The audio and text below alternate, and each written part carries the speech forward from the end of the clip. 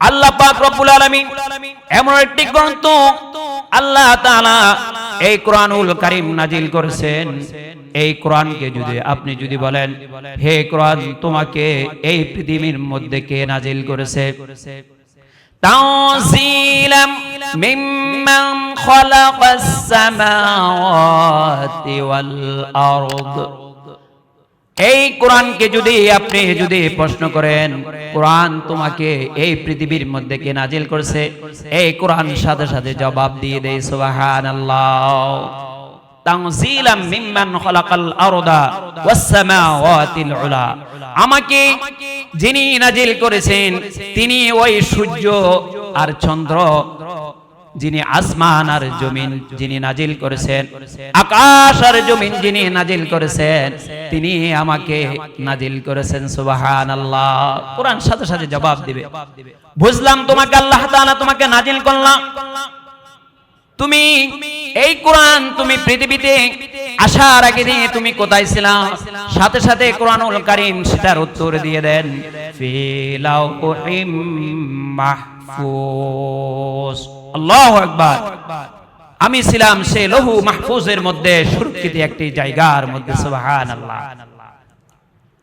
যদি কোরআনকে যদি বলা হয়, বুঝলাম তুমি লৌহ মাহফুজের মধ্যে ছিলা, তুমি এই কোরআন বলো তুমি কার উপরে তুমি নাজিল হলা? এই কোরআনুল কারীম সাথে সাথে জবাব দিয়ে দেন। কোরআনুল কারীমের সূরা মুহাম্মাদের মধ্যে সাথে সাথে জবাব দিয়ে দেন, ওয়া আমানু বিমা নুজিলা আলা মুহাম্মাদিন ওয়া হুয়াল হাক্কু মির রাব্বিহিম। আমি ওই শ্রেষ্ঠ মানবের উপরে আমি এই কোরআন নাজিল করেছি, যিনি মুহাম্মদ সাল্লাল্লাহু আলাইহি সাল্লামের উপর আমি অবতীর্ণ হয়েছি সুবহানাল্লাহ। দেখেন কেমন একটি কিতাব, আপনি যেটাই কোরআনকে প্রশ্ন করবেন সেটাই জবাব দিয়ে দিবে। কোরআনকে যদি বলা হয়, বুঝলাম তুমি লৌহ মাহফুজের মধ্যে ছিলা, তোমাকে রব্বে কারীম আল্লাহ তাআলা তোমাকে অবতীর্ণ করলা, তুমি মানব জাতির উপরে মুহাম্মদ সাল্লাল্লাহু আলাইহি সাল্লামের উপরে তুমি নাজিলকৃত হলা। তাহলে তুমি বলো তুমি কখন দুনিয়ার মধ্যে পৃথিবীর মধ্যে তুমি অবতীর্ণ হলা? কোরআনুল কারীম সাথে সাথে জবাব দিয়ে দেন, শাহরু রমাদানাল্লাযী উনজিলা ফীহিল কুরআন। আল্লাহু আকবার। সাথে সাথে কোরআনুল কারীম বলেন, আমি এসেছি পবিত্র মাহে রমাদানুল মুবারক। সুবহানাল্লাহ। বুঝলাম তুমি রমজান মাসে আসলাম, রাত্রে আসলে নাকি দিনে আসলাম? সাথে সাথে কোরআনুল কারীম বলেন, ইন্না আনজালনাহু ফি লাইলাতিল কদর। আমি এমন একটি রাত্রে অবতীর্ণ হয়েছি, সেটা হলো সবচাইতে হাজার মাসের চাইতে বড় একটি রাত, সেটা হলো শব কদরের রাত। সুবহানাল্লাহ। শুধু আল্লাহ পাক রব্বুল আলামিন শুধু তাই বলে নাই, আল্লাহ তাআলা আর বলেন সূরা দুখানের মধ্যে, কোরআনুল কারীমের ৪৬ নম্বর সূরা দুখানের ৩য় নম্বর আয়াত আল্লাহ তাআলা বলেন, ইন্না আনজালনাহু ফি লাইলাতিন মুবারাকা ইন্না কুন্না মুযিরিন। আল্লাহু আকবার।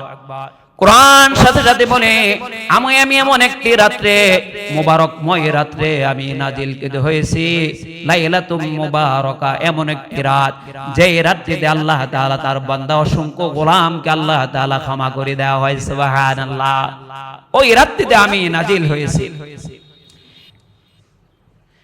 এই কোরআনুল কারীম এই মাহে রমজানুল মুবারকে দেখেন, এই আল কোরআন, এই কোরআনুল কারীম নাজিল হওয়ার কারণে আল্লাহ তাআলা এই রমজানের দাম বেড়ে দিয়েছেন। সুবহানাল্লাহ। অত্যন্ত দাম।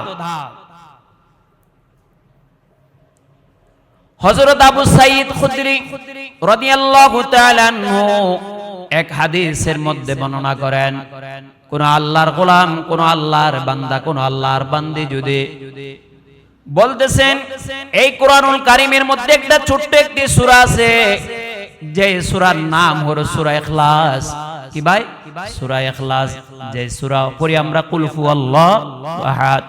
কোন আল্লাহর বান্দা, কোন আল্লাহর বান্দি যদি এই কোরআনুল কারীমের ছোট্ট একটি সূরা যদি তেলাওয়াত করে একবার, কয়বার?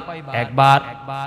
হযরত আবু সাঈদ খুদরি রাদিয়াল্লাহু তাআলা আনহু বর্ণনা করেন, কোন আল্লাহ বান্দা যদি একবার যদি সূরা ইখলাস যদি একবার যদি পাঠ করে এই কোরআনুল কারীমের 10 পারা কোরআন খতমের সব তার বান্দার আমলনামায় দিয়ে দেন। সুবহানাল্লাহ।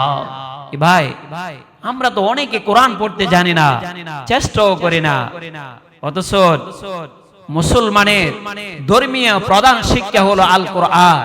কি ভাই? মুসলমানের ধর্মীয় প্রধান শিক্ষা আল কোরআন। আজকে আমরা সেই কোরআন ভুলে গেছি, আজকে সেই কোরআনের সাথে আমাদের কোনো সম্পর্ক নাই। আজকে আমরা যদি খুঁজি, আজকে আমাদের ঘরের মধ্যে তাকের মধ্যে কোরআন পাওয়া যায় না, আজকে মসজিদের মধ্যে কোরআন পাওয়া যায়। আজকে আমরা যদি ব্যবসার মধ্যে খুঁজি, ব্যবসার মধ্যে কোরআন পাওয়া যায় না। আজকে আমরা নামাজের মধ্যে কোরআন পাওয়া যায়। এক সময় দেখতাম দোকানের মধ্যে সদাগণরা বসে বসে আল্লাহ তাআলার এই পবিত্র কোরআনুল কারীম তেলাওয়াত করত। কি ভাই? এরা তেলাওয়াত করত। আজকে ব্যবসায়ীরা সবাই ব্যবসার জন্য পাগল পারা হয়ে গেছে, বেচার জন্য কেনার জন্য পাগল পারা হয়ে গেছে। আজকে তাদের দোকানের মধ্যে কোরআন পাওয়া যায় না, অথচ কোরআন পাওয়া যায় নামাজের মধ্যে।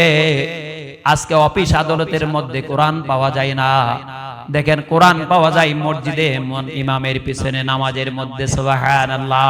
কোরআন পাওয়া যায় না, অথচ এই কোরআন কত দাম। এই কোরআন হাতে নিলেও আপনার সওয়াব আছে, এই কোরআনকে যদি আপনি মহব্বত করেন সওয়াব আছে।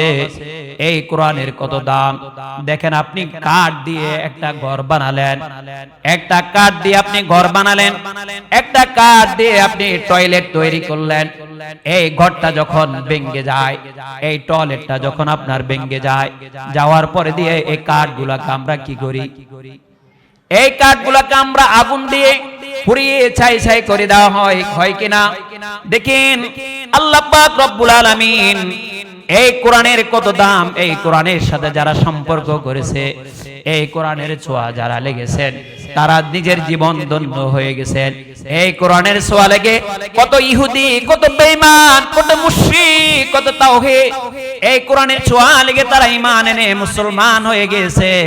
এই কোরআনের ছোঁয়া লেগে ওমর রাদিয়াল্লাহু তাআলা মুসলমানদের মদিনার বাদশা হয়েছিলেন, কি হয় নাই? অর্ধজানের খলিফা আল্লাহ পাক রব্বুল আলামিন তাকে বানাই দিয়েছেন। আল্লাহ তাআলা নবীজির অসংখ্য সাহাবীগুলা এই কোরআনের ছোঁয়া লেগে তারা ঈমান এনে মুসলমান হয়ে জান্নাতের সার্টিফিকেট পেয়ে গেলেন এই কোরআনের সাথে। বলেন একটা যদি কাঠ রেল বানায়, কাঠ দিয়ে, কি ভাই? কাঠ দিয়ে রেল বানায়, কাঠ দিয়ে একটা রেল বানায়, দেখবেন আমাদের মা বোনের আমাদের বাড়ির মধ্যে এই কোরআন যখন রেলে যখন রাখা হয়, কোরআনুল কারীম যখন তেলাওয়াত করা হয়, দেখবেন এই রেহেল একদিন ভেঙে যায়। ভেঙে যায় কিনা? এই রেহেল যখন ভেঙে যায়, দেখবেন এই কোরআনের রেহেল গুলাকে কোনদিন কোন মা বোনেরা, কোন মুসলমান ভাইরা এই কাঠ খেয়ে, রেহেল কাঠ খেয়ে কোনদিন আগুনে পুড়বে না, কোনদিন আগুনে পুড়বে না। কেন? এই কোরআন সাথে সম্পর্ক, এই রেহেলের সাথে কাঠের সাথে কোরআনের সম্পর্ক হয়েছে, দাম বেড়ে গেছে, এই জন্য এই কাঠ পুড়বে না। শুধু তাই নয়, দেখেন একটা গায়ের জামা যদি ছিঁড়ে যায়, পুরাতন হয়ে যায়, পা মুছি পাপুস বানাই ফেলি, আমরা যেখানে সেইখানে ফেলে দিই কিনা? দেখেন এই কোরআনের সাথে এক টুকরা কাপড় যখন প্যাকেট হয়ে যায়, যখন গিলাফ বানায়, এই কোরআনের যখন গিলাফ বানায় যায়, তখন ওই কাপড়ের টুকরা আমার আপনার চাইতে অনেক দাম বেড়ে গেছে। সুবহানাল্লাহ। অনেক দাম বেড়ে গেছে এই কোরআনের। দেখেন সামান্য একটু কাপড়ের টুকরা, ওই গিলাফ যত পুরাতন হোক, চিরা হোক, কখনো এই মা বোনের এই কাপড়কে জ্বালাবে না, পুরাবে না। কোরআনের এত দাম, এত সম্পর্ক হয়ে গেছে।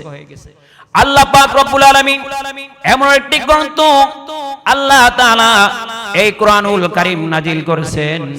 এই কোরআনকে যদি আপনি যদি বলেন, হে কোরআন, তোমাকে এই পৃথিবীর মধ্যে কে নাজিল করেছে? তানজিলাম মিম্মান খালাকাস সামাওয়াতি ওয়াল আরদ। এই কোরআনকে যদি আপনি যদি প্রশ্ন করেন কোরআন তোমাকে এই পৃথিবীর মধ্যে কে নাজিল করেছে, এই কোরআন সাথে সাথে জবাব দিয়ে দেয় সুবহানাল্লাহ তানজিলাম মিম্মান খালাকাল আরদা ওয়াস সামাওয়াতিল উলা। আমাকে যিনি নাজিল করেছেন তিনি ওই